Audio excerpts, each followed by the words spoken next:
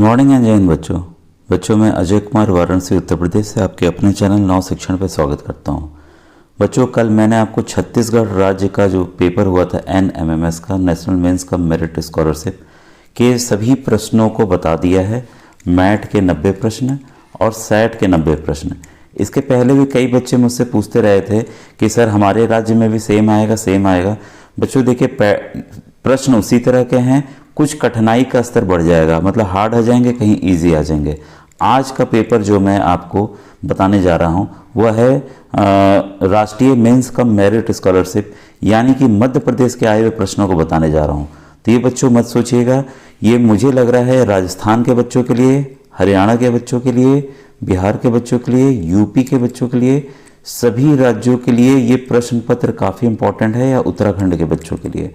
और इसको देखकर कल तो भाई आपने भी देखा होगा कि कितना हार्ड आया था छत्तीसगढ़ का पेपर, लेकिन आज आप मध्य प्रदेश का जब पेपर देखेंगे तब आपको लगेगा कि नहीं, आपकी जो तैयारी है, जो आपकी प्रिपरेशन है वो सही चल रही है बच्चों।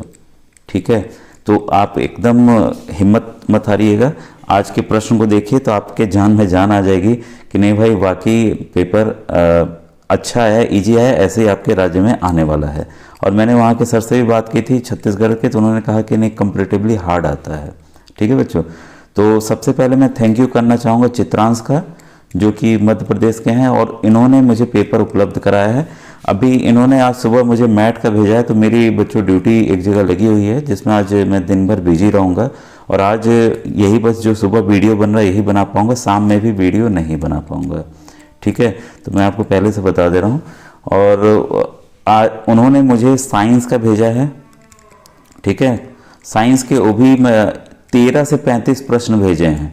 ठीक है, 1 से 12 तक नहीं भेजे हैं, तो 1 से 12 तक मैंने सर से, उनका कैमरा सही काम नहीं करा तो उनसे मैंने पूछ लिया, तो वो मैं बताने जा रहा हूँ, मतलब साइंस के सभी प्रश्नों को बताने जा रहा हूँ।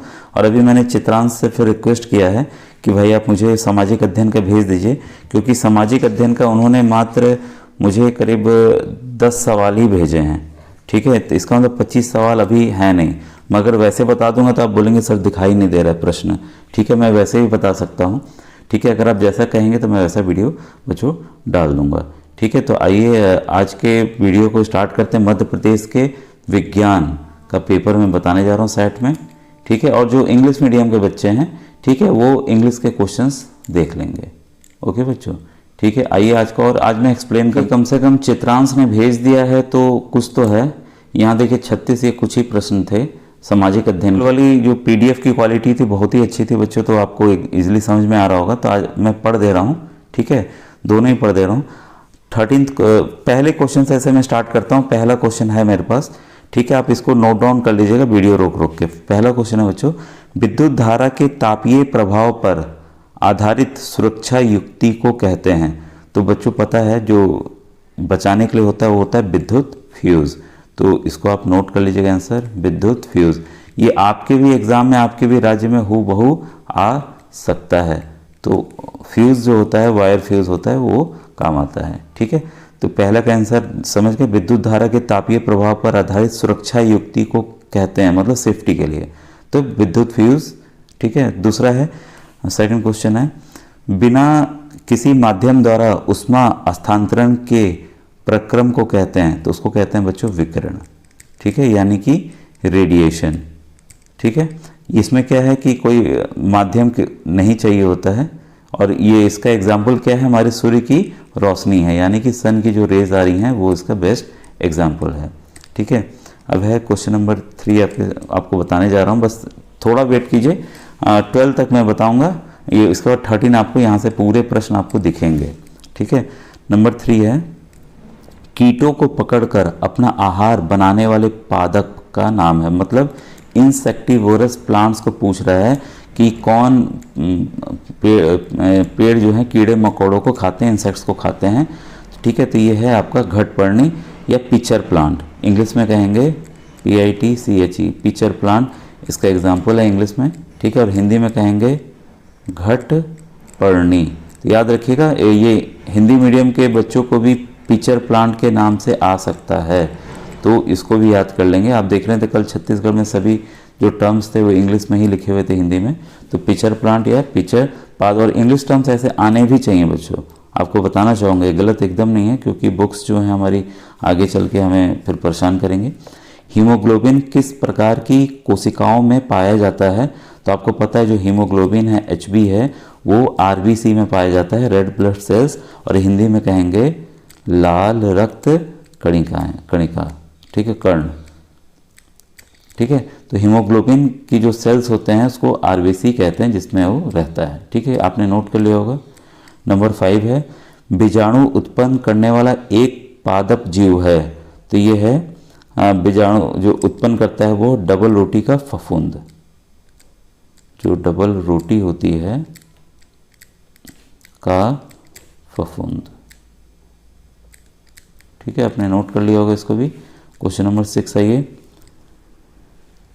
जिस प्रतिबिंब को पर्दे पर ना प्राप्त किया जा सके वह कहलाता है। अब जिसको प्राप्त ही ना किया जा सके उसको कहते हैं इंग्लिश में बच्चों वर्चुअल इमेज, वर्चुअल इमेज, जहां पे image the image that we can't get on a surface, ठीक है, ऑन अ कर्टन। तो इसको हिंदी में कहेंगे बच्चों आभासी प्रतिबिंब। ये इंपॉर्टेंट है, ये सब सवाल मुझे लग रहा है किसी भी राज्य में आ सकते हैं, इसको नोट डाउन कर लीजिएगा। नंबर 7 है वह क्षेत्र जिसमें जंतु अपने प्राकृतिक आवास में संरक्षित रहते हैं कहलाता है। ये काफ़ी इंपॉर्टेंट है बच्चों, ये है अभयारण्य, अभयारण्य। ये दिल्ली के अगर बच्चे हैं उनके लिए भी है, क्योंकि मुझे लग रहा है ये पूरी NCERT बेस से ही है सवाल, और ये सब किताबें अब UP में भी NCERT आ ही गया है।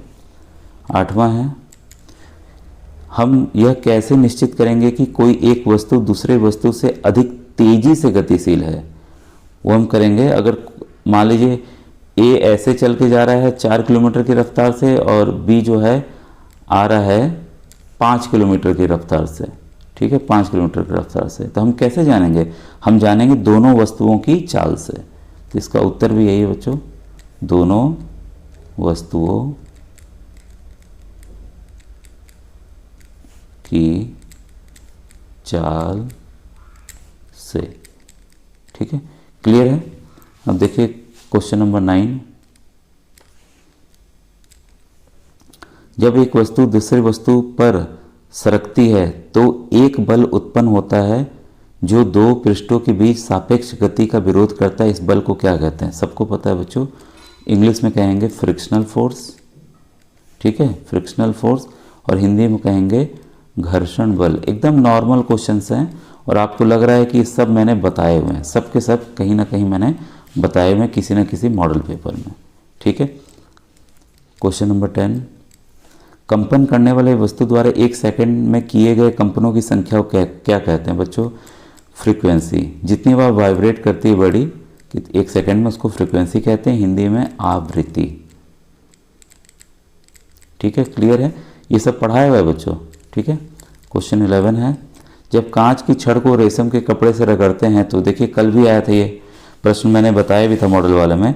छड़ पर जो छड़ होगी, ध्यान दीजिएगा, छड़ पर धन हो जाएगा, मतलब प्लस साइन आ जाएगा, ठीक है, और कपड़ा पर ऋण आ जाएगा, ठीक है, यानी कि नेगेटिव आ जाएगा, और इस पर पॉजिटिव आ जाएगा बच्चों, ठीक है।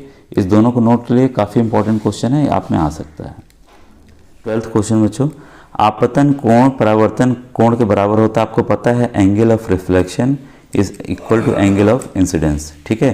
तो क्या होता है, ये सदैव बराबर होता है। ऑप्शंस थे आपके सदैव, कभी कभी, कभी नहीं, विशेष दशाओं में, तो ये होते हैं हमेशा। अब देखिए, अब यहाँ से आपका स्टार्ट हो रहा है। अब मैं एक एक क्वेश्चन को एक्सप्लेन करूँगा बच्चों, ठीक है। यह है आवेशित गुब्बारा दूसरे आवेशित गुब्बारे को प्रतिकर्षण करता है क्योंकि, और charge balloon repels another charge balloon because. बच्चों दोनों गुब्बारों पर सजातीय आवेश के कारण, due to same charge on both the balloons, ये इसका आंसर होगा। फिर है किस कारण से स्मारकों के संगमरमर का संक्षारण हो रहा है, मतलब खराब हो रहे हैं। What is the reason for the corrosion of marbles in monument?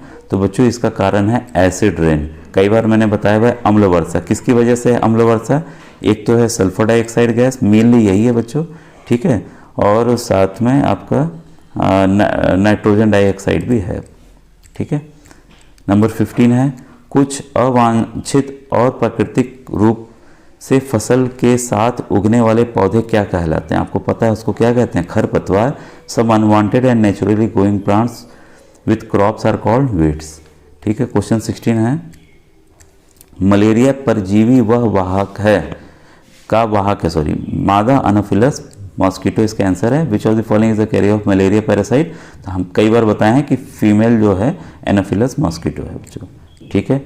Question 17, संचरण रोगों का मुख्य कारण है। ठीक है। The main cause of communicable disease is house fly. मक्खियों के कारण, जो घरेलू मक्खी उड़ती है उसकी वजह से बीमारी फैलती है। फिर है, पकी हुई फसल को काटने के पश्चात बीजों और दोनों को डैश मशीन द्वारा अलग किया जाता है। After harvesting the ripe crop the seeds and the grains are separated by which machine? इसको बच्चों कंबाइन कहते हैं। ठीक है। देखिए वही चीज़ सेम इंग्लिश का ही आ गया कि नहीं आ गया, क्योंकि इसका हिंदी टर्म नहीं है। क्वेश्चन 19 है, चीनी को अल्कोहल में परिवर्तित करने के लिए प्रक्रम का नाम बताइए। Name the process of converting sugar into alcohol. यह है बच्चों फर्मेंटेशन या किण्वन। ठीक है। अब आइए क्वेश्चन नंबर 20 देखें। बच्चों ये मैंने इमेज मंगाई है, पीडीएफ नहीं है। ठीक है। तो आपको मेरे ख्याल से लेकिन समझ में आ रहा होगा। क्वेश्चन 20 है, drug that kills or inhibit the growth of disease causing microorganism are called. ऐसी औषधियाँ जो बीमारी पैदा करने वाले सूक्ष्म जीवों को नष्ट कर देती हैं अथवा उनकी वृद्धि रोक देती हैं, क्या कहलाती हैं? प्रतिजैविक, यानी कि एंटीबायोटिक। फिर है 21, विच of the following can be bitten into a thin sheet? निम्नलिखित में से किसको पीट कर पतली चादर में परिवर्तित किया जा सकता है? काफ़ी बार मैंने बताया बच्चों कि मेटल्स ही होते हैं जिसमें सोना, चांदी और जिंक है। तो यहाँ पर आपका जिंक आंसर है, क्योंकि फॉस्फोरस, ऑक्सीजन और सल्फर क्या है आपके? ये अधातु हैं, यानी कि नॉन मेटल्स हैं। ठीक है। क्वेश्चन नंबर 22 आइए, metals reacts with acids to form which gas? धातुएं अम्लों से अभिक्रिया करके डैश गैस बना एसिड के साथ रिएक्ट करता है। तो कोई भी एसिड हम ले लेते हैं, मान लीजिए हमने HCl ले लिया। ठीक है। तो ये हमेशा मेटल के साथ क्लोराइड बनेगा, साथ में हाइड्रोजन गैस बनती ही बनती है। तो इस फॉर्मूला से आप एकदम याद रखिएगा हमेशा कि HCl हो या इसकी जगह H2SO4 हो, सल्फ्यूरिक अम्ल हो, तो हमेशा हाइड्रोजन गैस बनता ही बनता है। ठीक है। तो ये समझ जाएंगे तब आपको याद रहेगा बच्चों। मृत वनस्पति के धीमे प्रक्रम द्वारा कोयले में परिवर्तन को कहते हैं। The conversion of dead vegetation into coal by the so process is called. ये है कार्बोनाइजेशन, यानी कि कार्बनीकरण। फिर है, which unit represents the calorific value of a fuel? ईंधन के उसमें मान को किस मात्रक द्वारा प्रदर्शित किया जाता है? बच्चों जो जनरली है वो है आपका किलो जूल पर केजी, किलो जूल पर केजी है। ठीक है। लेकिन ये यूनिट इसमें नहीं है, तो एक और यूनिट है जिसमें करते हैं किलो कैलोरी पर ग्राम। ठीक है। किलो कैलोरी पर ग्राम। तो इसका उत्तर क्या है? बी आपका सही है। क्वेश्चन नंबर 25, कोयले के अपूर्ण दहन से मुख्यतः कौन सी विषैली गैस निकलती है? बच्चों आपको पता है कई बार उदाहरण दिया जाता है कि बंद कमरे में आपको सोना नहीं चाहिए अंगीठी जला के। Which toxic gas is mainly produce by the incomplete combustion of coal? तो यह है कार्बन मोनोऑक्साइड। तो उससे क्या होता है? बंद कमरे में अंगीठी जले जले लोग मर भी जाते हैं। अब है 26, मैग्नीशियम ऑक्सीजन समीकरण को संतुलित करने के लिए सही विकल्प है। Magnesium oxygen, choose the correct option तो बैलेंस द अबव इक्वेशन। जब भी बच्चों देखिए मैग्नीशियम ऑक्सीजन के साथ रिएक्ट करेगा तो अब मैग्नीशियम की भी बच्चों वैलेंसी होती है, संयुक्ता होती है, 2 होती है, और ऑक्सीजन की भी ऑलरेडी 2 है। ठीक है। तो यहाँ पर आपका बनेगा MgO। ठीक है। और यहाँ पर आपका 2 लग जाएगा बैलेंस करने के लिए। ठीक है बच्चों, यहाँ नहीं रहेगा, यहाँ 2 रहेगा। ठीक है। तो इस तरह से ये बैलेंस होगा। अब है क्वेश्चन 27, किस धातु की पन्नी फॉयल का प्रयोग भोजन पदार्थों में लपेटने में होता है? तो आपकी मम्मी कई बार टिफिन में आपको दी होंगी। Which metal foil is use to wrap food items? तो ये एल्युमिनियम की फॉयल होती है बच्चों। ठीक है। तो इसका आंसर है बी। क्लियर है भाई? को आगे का क्वेश्चन देखें 28। बच्चों एक ही बच्चे ने भेजा, अगर कई बच्चे भेजे होते कम से कम और साफ फोटो में आप दिखा पाता। आप इतने बच्चे जुड़े हो, आप जिस भी राज्य के हो तो अब आगे से आप भेज दीजिएगा। ठीक है। जिस भी राज्य में परीक्षा होगी। 28 है, the smallest structural self functional unit of body, शरीर की सबसे छोटी रचनात्मक एवं क्रियात्मक इकाई है तो है बच्चों कोशिका यानी कि सेल। ये सबको आता होगा। 29 है विच of the following best describes the tropical region. Tropical region निम्न में से कौन सा विकल्प उष्णकटिबंधीय क्षेत्र का सर्वश्रेष्ठ वर्णन करता है? तो ये बच्चों है आपका 29 का ए, गर्म और आर्द्र, हॉट एंड ह्यूमिड। ठीक है, क्योंकि वहाँ अत्यधिक वर्षा होती है, इसीलिए देखिए एक सवाल कल भी आया था, मैंने बताया था उसमें कि सबसे ज़्यादा वनस्पति तरह तरह के कहाँ पाए जाते हैं, तो ट्रॉपिकल फॉरेस्ट में ही पाए जाते थे, जहाँ क्योंकि हॉट और ह्यूमिड वहाँ रहता है। और इसका उदाहरण जो है अमेजोन का फॉरेस्ट है, ठीक है, जो कि ब्राज़ील में है। ठीक है, तो इसको ध्यान रखिएगा, ये भी इंपॉर्टेंट क्वेश्चन है, आ सकता है। क्वेश्चन नंबर 13 है wool is not obtain from which of the following, निम्न में से किससे ऊन प्राप्त नहीं होता है? ध्यान दीजिएगा, याक से होता है, ऊँट से होता है, बकरी से होता है, लेकिन घने बालों वाले कुत्तों से नहीं होता, थिक हेयर डॉग से नहीं होता है। धनुष को खींचने के लिए धनुर्धर द्वारा लगाए गए बल का उदाहरण, the force exerted by the archer to pull the bow is an example of gravitational force, magnetic force, non contact force और मस्कुलर फोर्स। तो इसमें बच्चों आंसर है पेशीय बल, याद रखिएगा। ठीक है, आंसर इज डी। क्वेश्चन 32, ध्वनि किस माध्यम से संचरण नहीं कर सकती? देखिए सब बताए हुए सवाल हैं बच्चों, ये जितने सवाल हैं सब बताए हुए हैं। Sound can not travel through, तो बच्चों ये वैक्यूम में साउंड ट्रेवल नहीं करता है, निर्वात में नहीं करता है। ठीक है, किस ग्रह को सुबह का तारा या शाम का तारा कहते हैं? Which planet is called the morning star और द इवनिंग स्टार? ये बच्चों वीनस को कहते हैं, यानी कि शुक्र ग्रह को कहते हैं। फिर 34, निम्न में से कौन सा गैर जैव निम्ननीय है? विच इज़ नॉन बायोडिग्रेडेबल, तो बच्चों पेपर गल जाएगा, कॉटन गल जाएगा, लकड़ी गल जाएगी, लेकिन प्लास्टिक जो है नहीं गलती है। तो इसका उत्तर क्या होगा? बी। 35 है अग्निशामक में उपयोग की जाने वाली गैस है, gas used in fire extinguishers. बच्चों कार्बन डाइऑक्साइड से ही सभी आगे बुझती हैं। तो बच्चों ये थे पूरे विज्ञान के प्रश्न, 35 प्रश्न। और सामाजिक अध्ययन के अभी जब जैसा पेपर आ जाता है तो वैसे बना दूंगा, नहीं तो अगर आपको की केवल चाहिए हो तो मैं उत्तर बोल के बता दूंगा, तो आप कमेंट में लिखिएगा, जैसा लिखेंगे मैं वैसा कर दूंगा बच्चों। ठीक है, और मुझे उम्मीद है आपकी घबराहट थोड़ी खत्म हुई होगी आज के पेपर को देखकर, जो मध्य प्रदेश राज्य का आया हुआ है। थैंक यू बच्चों, थैंक यू।